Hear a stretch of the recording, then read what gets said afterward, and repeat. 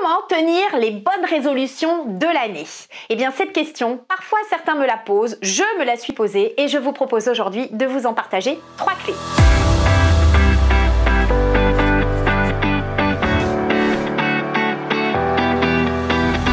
Bonjour à tous, mon nom est Karine Ossurdo, je suis thérapeute en hypnose, je suis coach, je suis formatrice et j'accompagne des hommes, des femmes à se libérer de leur histoire, à lever les éléments de blocage pour enfin être heureux dans leur vie.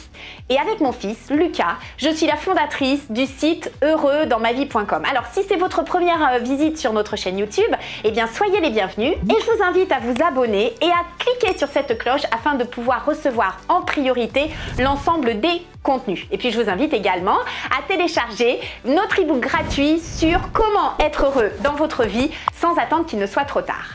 Alors aujourd'hui, la thématique que je vous présente, c'est comment tenir les bonnes résolutions de l'année. Eh bien oui, cette question vous la posez. Pourquoi? Parce qu'en début d'année, on a cette effervescence, cette énergie, puis au fur et à mesure de l'année, pour tenir, c'est-à-dire prendre en poigne, pour tenir, souvent, on relâche complètement, on se démotive, on se décourage.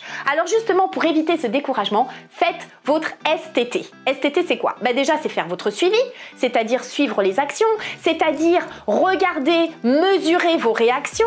Ces réactions que vous avez tout au long de l'année, elles se portent sur 3 plans. Vous avez le plan mental avec vos pensées, vous avez le corps physique, c'est-à-dire qu'est-ce que vous ressentez dans le corps, est-ce que vous êtes en énergie haute, en énergie basse, et vous avez le plan émotionnel où il va y avoir effectivement des réactions qui vont induire votre comportement. Alors si je reprends un petit peu le zoom, le mental, au niveau de mes pensées, quand je vais faire la mesure dans l'ensemble des domaines de vie, ça va me permettre de comprendre est-ce que je suis satisfait, est-ce que je suis insatisfait et dans quel domaine je le suis. Une fois que j'ai identifié au niveau mental, je reviens sur le corps, parce que le corps c'est votre boussole interne, c'est vos tripes, c'est là où vous allez ressentir les sensations. Est-ce que j'ai la boule au ventre, est-ce que j'ai de l'énergie qui se contient, de l'énervement, est-ce qu'au contraire je suis complètement triste et là je suis apathie, j'ai vraiment des relâchements énergétiques. Au contraire, est-ce que je suis dans la joie, l'effervescence?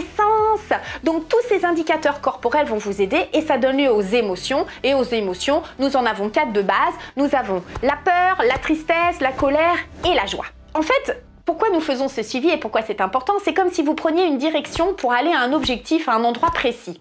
Sur ce trajet, vous pouvez effectivement rencontrer des obstacles. Vous pouvez rencontrer également des déviations. Et pour autant, vous allez suivre la déviation, vous allez contourner les obstacles. Et ces obstacles, peuvent vous donner des réactions. C'est ce que j'appelle ces réactions émotionnelles qui vont induire votre comportement. Je vous donne un autre exemple. Si vous allez et que vous changez de direction parce qu'on vous propose une déviation, ça peut vous agacer, vous irriter, parce que vous avez peut-être la famille in fine qui vous attend et ça aura des conséquences.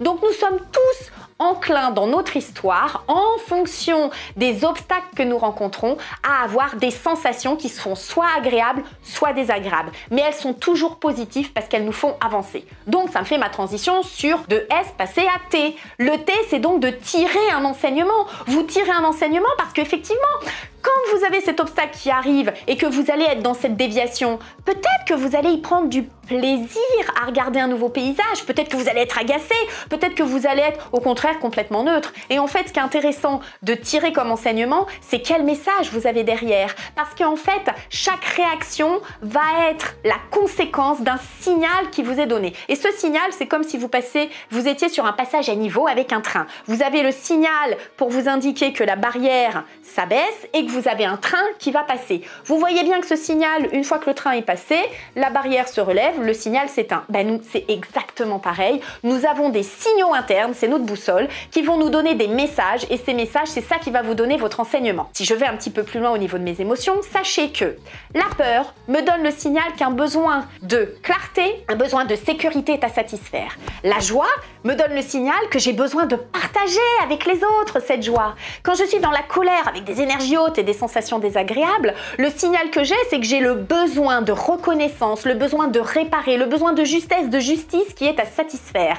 Et si je suis sur des sensations, des perceptions, des émotions de tristesse, en énergie basse, cela signifie que j'ai un besoin qui va être d'être entouré, d'être réconforté, d'être choyé, qui est à satisfaire. Voilà ce que ces signaux me disent. Alors, fort de cet enseignement que j'ai tiré, forcément, je vais les transformer. C'est le deuxième T de STT. Donc, je vais transformer ces signaux en action. Parce que si vous restez juste dans l'émotion, dans le signal, c'est comme si vous restiez avec la voiture qui s'est arrêtée, vous avez eu la barrière qui s'est baissée, le train qui est passé, la barrière se relève, vous avez le champ libre devant vous, puis vous restez inerte. Et évidemment, le signal, à un moment donné, il signera, puis il se signalera, pardon, ça rebaissera, et puis ainsi de suite, et vous allez vous figer. Donc la vie, ce n'est que du mouvement, la vie, c'est de la transformation.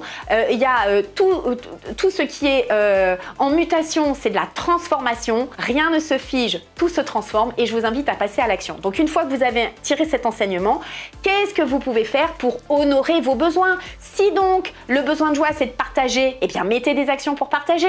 Si le besoin de tristesse c'est de s'entourer, mettez des actions pour être dans votre confort, prendre soin de vous, vous entourer. Si votre besoin au niveau de la colère c'est donc de réparer, d'être dans votre justesse, votre justice, vous devez absolument travailler votre estime pour vous affirmer. Si votre besoin de peur c'est donc de clarifier les situations, de vous préparer, alors mettez les actions qui sont en lien avec toutes ces émotions que je viens de vous énumérer. Alors, si je devais synthétiser tout ça, comment je fais pour tenir mon année, tenir mes engagements, tenir, c'est-à-dire prendre la poigne, le pouvoir de ma vie? Eh bien, c'est simplement de suivre où j'en suis, dans ma satisfaction, mon insatisfaction, avec une mesure au niveau du mental, au niveau du corps et au niveau des émotions. Une fois que j'ai fait ce constat, je vais en tirer un enseignement. Rappelez-vous, chaque signal veut dire que j'ai quelque chose à satisfaire par derrière. Et donc, une fois que j'ai identifié ce qui est à satisfaire, je vais mettre des actions pour honorer ce qui va faire sens dans ma vie et me permettre d'obtenir des résultats parce que nous sommes là pour évoluer et les évolutions passent par la théorie des petits pas et les résultats que nous obtenons. Voilà ce qui concerne sur la thématique d'aujourd'hui, comment tenir les bonnes résolutions de l'année. Alors, si cette vidéo vous a apporté, vous a enrichi, eh bien je vous invite à la partager, à la liker, à mettre votre commentaire. Et puis bien évidemment, je vous retrouve pour d'autres partages, d'autres ressources dans les semaines qui viennent. Et surtout, prenez bien soin de vous. Je vous dis à très bientôt et soyez heureux dans votre vie.